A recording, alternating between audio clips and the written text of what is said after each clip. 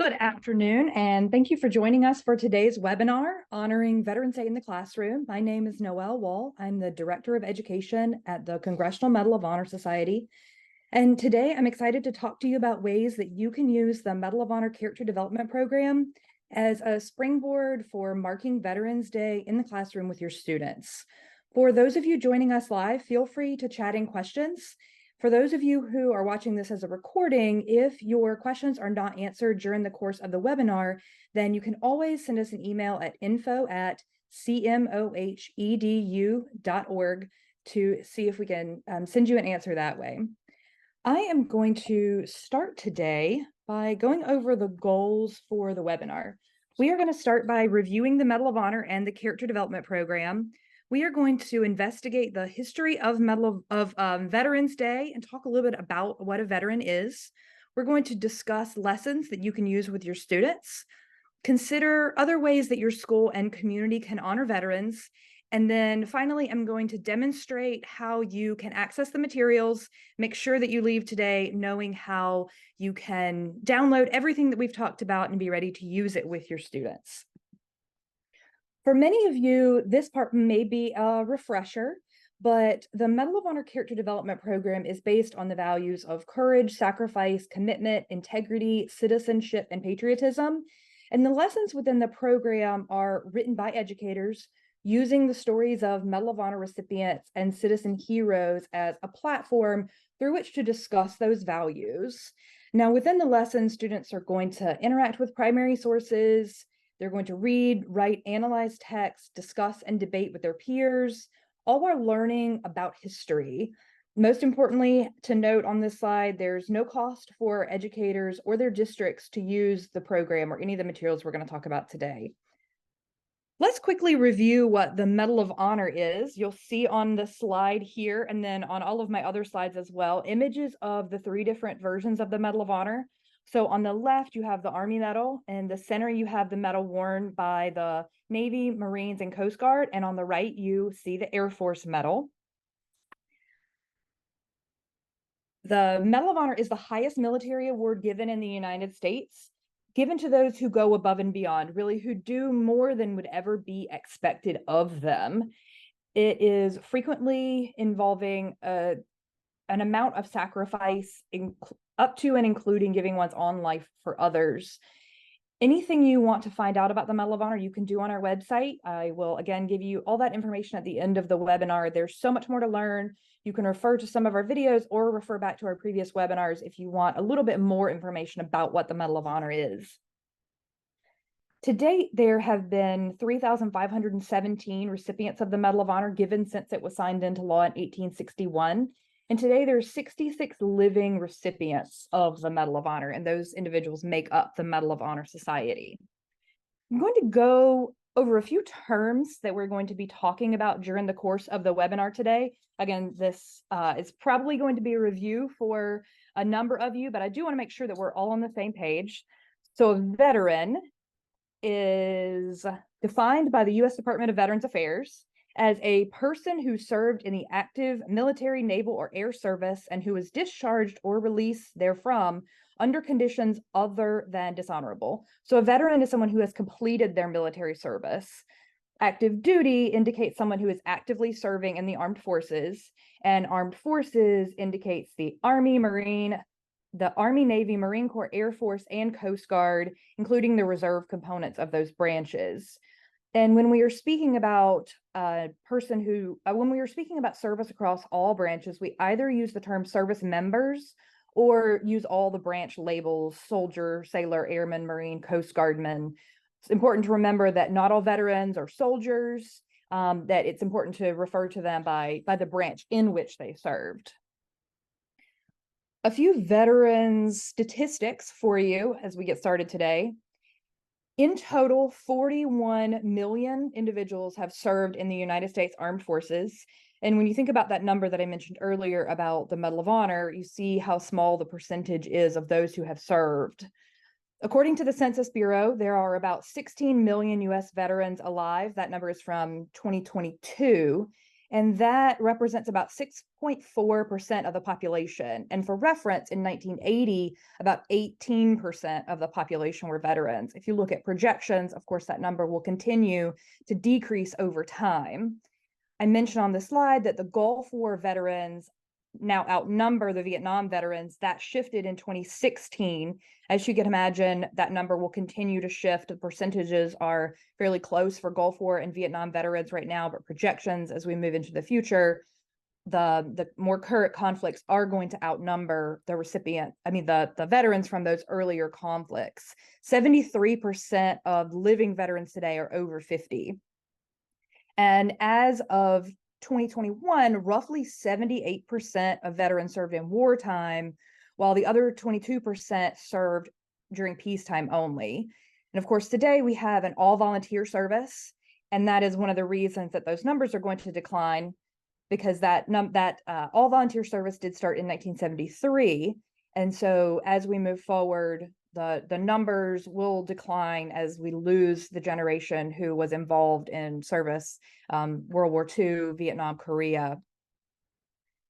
The information that I presented on this slide is all available through the U.S. Department of Veterans Affairs and some assessment of that data by the Pew Research Center. A lot of information available out there about veterans and what the veteran population looks like now and what the veteran population will look like in the future. I do encourage you to look up more if this is something you're interested in, something you want to share with your students. A lot of great resources out there about veterans in the United States, how they've contributed to the United States Armed Forces and what they're doing now. In terms of Veterans Day itself, the history of Veterans Day in the United States started on the 11th hour of the 11th day of the 11th month in 1918. The armistice that went into place at that hour marked the end of World War I, hence the day being referred to initially as Armistice Day. And the U.S. marked the first celebration, the first anniversary of that day. The next year, President Woodrow Wilson made a speech where he praised the commitment of all Americans who came together to help the United States get through that war, especially praising those who served in the Great War, helping achieve the armistice and the peace which came with it. A resolution was adopted by Congress in 1926, which made November 11th a legal holiday dedicated to the cause of world peace and to be thereafter celebrated and known as Armistice Day. In 1945, there was a move made to make Veterans Day celebrate all veterans rather than just those who had served in World War I, as it was initially intended. And then, as you see here, it was renamed in 1954 to become Veterans Day through a congressional bill that also made it a federal holiday. Today, of course, communities across the country use this holiday as a time to remember those who fought for our freedom. And remember that Veterans Day is different than Memorial Day. Memorial Day is specifically to honor those who died while in military service, whereas Veterans Day is a day for all those who have served. You do regularly see people talking about service members on Veterans Day as well, even if they have not completed their service. And we will talk about both veterans and service members as we move forward through the webinar. But I did think it was important that we knew the distinction between the two as we kind of move into the next portion. A couple of questions that I want to pose before we really get into the lessons and start talking about how to mark Veterans Day. And that is, why are the stories of veterans important? And why are the Medal of Honor stories a great option to showcase on Veterans Day? So from a history perspective, we really look at conflicts, the battles, the causes, and the effects. And thinking about those events from the perspective of individual veterans can help us and our students better understand that while these events were part of history, they were real moments in people's lives. Some of these moments were horrific, some were inspiring, some were both at the same time. We and most of our students have watched movies and dramatizations of war and the experiences of service members and veterans, but there's something different about hearing the stories from the veterans themselves, how they felt, how the conflict affected them, what it was like to come home, how those moments of service informed the rest of their life and what they did after they came home from serving. And for the Medal of Honor Society, the stories, of course, that we focus on are those of Medal of Honor recipients. These are highly decorated veterans, but they come from all walks of life. They have widely varied experiences within war and once they came back from war. Our library has a depth and breadth that will allow your students to kind of parachute into those moments, see military heroes, reflect on some of their worst moments, what they learned from them, and what they carried into the future with them. And as we investigate the stories and the values that the individuals showed within those stories, we can talk about how the values shown in the heat of combat can carry over into civilian life, how important it is for everyone in our communities to show commitment, to make sacrifices for others, and how much better of a place our world would be if we all were able to put those into action wherever we find ourselves. So as we talk about those stories, I do want to say all of the videos of the Medal of Honor recipients are going to be available on our YouTube channel, as well as in our video library and our Vimeo library, really whatever is easiest for you to show your students. If you use Google Classroom, if you need to be able to download a video, you could do that on Vimeo. You can go straight through our website.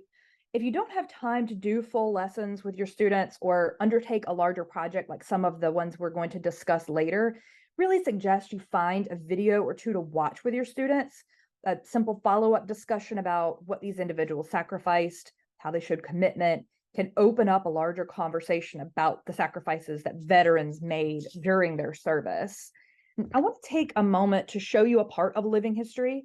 This is an excerpt of our interview with Medal of Honor recipient Gary Bykirk, and in this clip, he is reflecting on his return from war and his attempts to reintegrate into society, in addition to his awarding of the Medal of Honor. So this is Gary Bykirk. I finally did get out. I went back to college,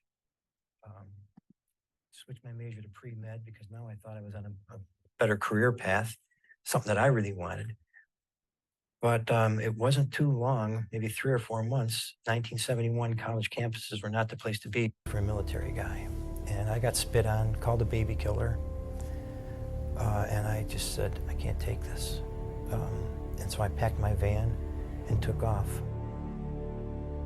One day I went out riding, saw this path that said Appalachian Mountain Trail, so I did a hike up into the woods, up in Mount Washington, and I found a nice little spot, a nice little cave. I said, this is beautiful. So I would sit there, lived in the cave, played guitar, wrote in my journal, and that became my home. One day I went in to get my mail in the post office, and there was a note that said, be down at the local inn at 6 o'clock. There's a phone call for you coming in from Washington. Fix this, I'm in this old New England country inn talking on the phone. By that time, my hair's down to here. And I go, hello, and he goes, yeah, this the Gary Bykirk that was with the 5th Special Forces? I said, yeah. But he said, it's my pleasure and my honor to tell you you've been awarded the Medal of Honor. And I remember distinctly saying, oh. And that was it. You know, all of a sudden, everything started coming back. And it was things that I've been trying to forget, things that I went to a cave to hide from, all came back. President Nixon gave us the medal. And afterwards, I stayed in my motel room. I didn't feel like celebrating. I'd had a real tough time remembering all that stuff again. And many of the guys in the society will tell you that for years I did not participate in any events. I wouldn't come to the inaugurals, I wouldn't come to conventions, because I still don't feel worthy. But it was just too difficult of a thing for me to bear. But there's a verse in the Psalms that says that man that is in honor and understands not is like a beast that perishes. And I've come to understand that what this medal represents it's not about me, and it's not about anything that I've done, but it's about men and women who value something so strongly that they'd be willing to die for it, and they'd be willing to defend our country for it. And so they put on the uniform. And for every man and woman who puts on that uniform and puts themselves in a position where they have to defend or may die from the country, that's what this medal represents now. It's a symbol of a valuing of something greater than self. It's a tremendous, tremendous legacy. It's a tremendous, tremendous honor to be able to hold something like this and wear it.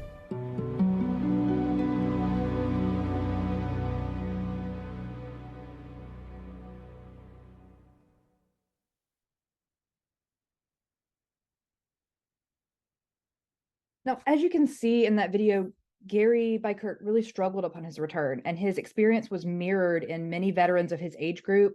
And we'll talk a little bit more about that in a moment when we get into the lessons. This is just one of many videos that you can use with your students. I showed you YouTube earlier. This is our video library on the website. In addition to the individual recipients telling their stories, we have videos of families, fellow service members reflecting on the lives of the recipients who were lost. We also have historical videos, like ones focusing on the experience of the only female recipient from the Civil War, Mary Walker, or videos detailing specific battles like our D-Day video. You'll see here our newest video, The Courage of the Submariner, focuses on the stories of two individuals from World War II who were eventually awarded the medal for their actions. Watching and discussing the video will have students really thinking about what it was like to serve in those close quarters, what service in the Pacific, attempting to end World War II in the Pacific must have been like. All these videos really are great resources to show to your students leading up to Veterans Day or any time during the year. We're going to talk about a few individual lessons today, and these are our secondary lessons. I will touch on elementary lessons in just a moment. So what makes a veteran is the story of David Bellavia, a veteran from the War on Terrorism in Iraq. And it asks students to examine the risks and benefits of military service, understand the motivations of service members, people who chose to serve, especially, as I mentioned earlier, in our all-volunteer military. This lesson includes a worksheet, an essay prompt, which asks students to examine a similar question to the one I posed earlier. Why is it important to honor service members and veterans on Veterans Day? Our next lesson is Honor in the Face of Conflict. And this lesson focuses on Gary Bykirk's story. As you saw in the clip earlier, Gary is a veteran from the Vietnam War. This lesson, once again, focuses on the significance of honoring veterans, and the essay prompt that ends this lesson asks students to reflect on honoring veterans from unpopular conflicts, thinking about how we can show appreciation for veterans who perhaps did not receive that appreciation when they initially returned home. Both of these lessons are going to show the videos of the recipients. They're also going to have worksheets that you can print out from our website that you can use in the class, and ask students to really think a little bit more deeply about those stories of service members. Portrait of a Service Member is another one of our secondary lessons. This one uses the story of Jay Vargas, also from the Vietnam War. This lesson is going to involve bringing a local veteran to speak to the class. Now, this is a 3-day lesson, and one of the most important parts about this type of experiential learning, basically bringing a veteran to the classroom, is the preparation and the reflection. So this lesson has students prepare those questions, develop those insightful, open-ended questions that are going to then be asked to a veteran who comes to visit your classroom, followed by a day for your class to reflect together on what you learned and prepare notes of thanks for the person for sharing their time. Now, when inviting a veteran to speak, of course, it's always important to prepare both the veteran and the students about what is going to happen, and making sure that those are very thoughtful questions vetted by the teacher, that the students really think about what it would be like to be asked that question if they had experienced something like some of these veterans in the videos, these Medal of Honor recipients had experienced. How would it make them feel to relive that, to ask those questions? Obviously, they want to understand, but just finding what's appropriate, finding what's going to make the person feel comfortable. And one thing, as you saw Gary Bykirk mention, sometimes it is very useful to ask not about what they did, but about people they served with. A lot of people are much more willing to talk about others than they are to talk about themselves. And that is a great kind of icebreaker for veterans who might not be used to speaking or necessarily comfortable speaking. This is another lesson that really could be modified into an upper elementary classroom, and could also be done virtually if you're not able to have individuals kind of come into your school. A couple of elementary options. The Importance of Remembrance uses The Wall by Eve Bunting, and we actually have a video of Medal of Honor recipient Gary Bykirk reading it. So this lesson is going to talk about the Vietnam Wall and how important it is to remember those who served, especially in that conflict. For lower elementary students, we have I Am a Good Citizen, which is really going to challenge students to think about contributing to their community and can be used to talk about how veterans help our communities and how being a veteran can be part of something that makes you a good citizen. In addition to these classroom lessons, I want to talk about a few other activities that you can do. Hosting a Veterans Day assembly is a great option. We've seen a lot of classes do this across the country. Assemblies large or small for their local veterans. Some are held during the school day, some in the evening. They can have patriotic songs from the band or from the chorus, and poems, speeches from students, really anything to show appreciation for the veterans in the area. Getting a list of names of veterans can be a challenge, and that's a great time to tap into veterans organizations within your community. You can also think about starting a database of local veteran contact information by doing something like adding a form to communications with parents, asking if they have a family friend or neighbor who is a veteran, and ideally with their conflict and their branch contact information for the person so that you know a little bit more about them. And then you can collect and store those and use those for subsequent years to be able to send out invitations to events like this, or have a database of local folks who are interested in coming for teachers to refer to who might want to have just a veteran come and speak to their class. We've seen schools do a special luncheon where they invite in veterans, make centerpieces, display Veterans Day themed art, or present veterans with thank you notes. It can be a really special touch to assign a student to each veteran, have them meet and greet the person, sit with them, serve them the meal if one's available. Again, preparation of researching that individual, what conflict they were in, where they're from, where they might have served if they know that information, can really help the person who's coming in feel a little bit more comfortable, helping that student make a connection, understanding someone in their community who has served.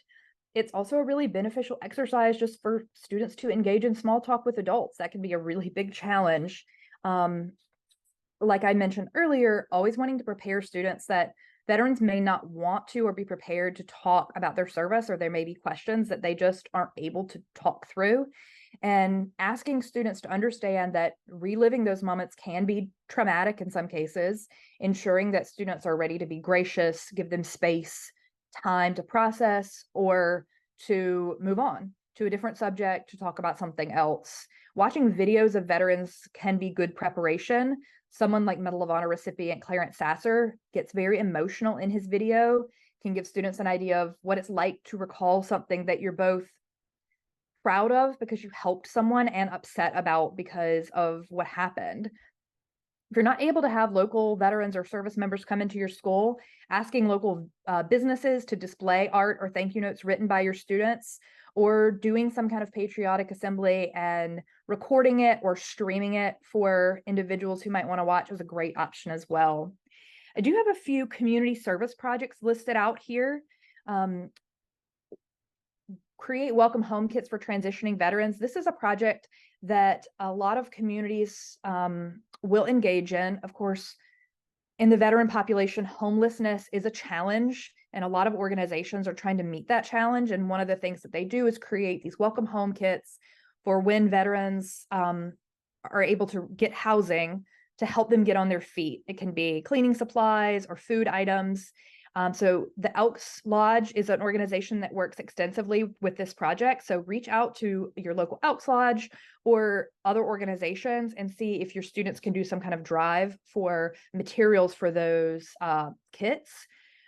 Supply drives for veterans. We do have an aging veteran population, many of whom are in nursing homes or assisted living facilities.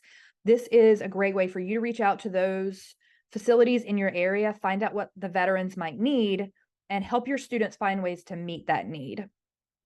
Also, volunteering at a local VA. Many VA medical centers have volunteer opportunities for older students. So even a scholarship is available. The James H. Park Memorial Youth Scholarship Award is available for individuals who want to do a little bit more, who do a lot of volunteering in their community. Really, most importantly, saying thank you. You know, our veterans deserve our thanks, and finding big and small ways to say thank you is huge. Whether it's writing a note, whether it is just saying thank you to someone who has on a hat or a shirt. There's information on our website about how to write thank you notes to Medal of Honor recipients. And there's also Operation Gratitude, which can help you find ways to get thank you notes to veterans that are written by your students. And they have a lot of great guides on their website that I would encourage you to take a look at. I do want to talk really briefly about one individual, Dominic Classman, and he was the 2023 Youth Service Award honoree by the Medal of Honor Society for Citizen Honors Award, which you can read more about on our website. And I want to show you what Dominic's project was. So listen to Dominic's story.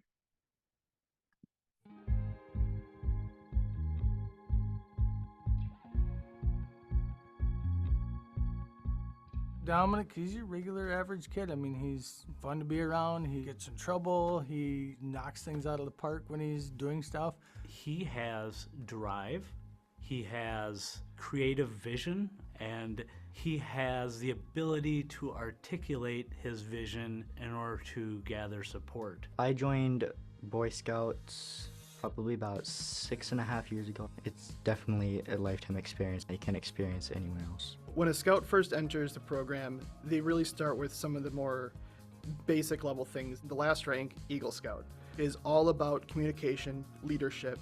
So his Eagle Scout project, we went on a trip down to the Grotto of Redemption in West Bend, Iowa, and we were going to different Freedom Rocks that were around the area. Right around the corner from one of the Freedom Rocks was a memorial, and they had like little pavers that were on the ground with people's names. And then we came back home and Dominic kind of started working on his project from there. I know that a lot of the town of Olivia actually has a lot of vets in it, and I thought it would be cool to be able to honor those veterans in Olivia. The military has always been kind of a cornerstone of our society here. So a project like this was overdue. It was me, my dad, and my grandpa. There was a lot of different design concepts that we had, and after finally agreeing on one thing, we created the final project plan. We kind of started looking at the cost. We realized how expensive these things were going to be. Hearing that, you need this much more for your project just kind of pushed him to go out and start looking out further and saying, well, where can we expand? Where can we talk to more people? We started with the fundraising. I went around to local businesses and basically door-to-door stuff and handed out flyers. Maybe 2 months in, there wasn't really anything coming in yet, and I was worried that maybe I wasn't going to reach my goal. And then within maybe the next months, there's piles of them coming in. It was just weekly text updates. We raised $12,000, crazy. Like, wow, that's fantastic. And then it was just like, oh, we're up to 25, 30. By the time everything was done, and I still can't figure out how we got there, but $77,777. My first reaction was, we need to get this guy in council staff to help with our fundraising at a council level. I just knew that Dom was going to be able to execute, but I was completely taken back by how successful his project was. To be able to coordinate not only getting the money, managing it, keeping track of it, but also coordinating with the cement company and the plaques and all the veterans' families. It just shows a great level of communication and just organization. Looking back at my own Eagle project when I did it, I don't think I could have done what Dom did at that age. Dominic wanted to have 21 boot steps sunk into the cement as a permanent portion of his project. He asked if I would do it. So I put on my boots, laced them up, and I did the 21 steps. Dedication Day was kind of a unique day. We were scrambling to try and accommodate, these 300 people, and it worked out just perfectly. It wasn't until that day that I actually saw the whole project itself, because everything was actually wrapped up. While we were uncovering it, I was definitely getting a little anxious, seeing if it all came out the way I wanted it, but it couldn't have gone any better. For Dominic to be honored by Medal of Honor recipients is just phenomenal. I still haven't wrapped my head around the whole concept of, holy cows, we're going to be there with those guys. I'm very thankful for the community and the amount of support I had gotten on this project, and I'm also very grateful to be able to receive this award.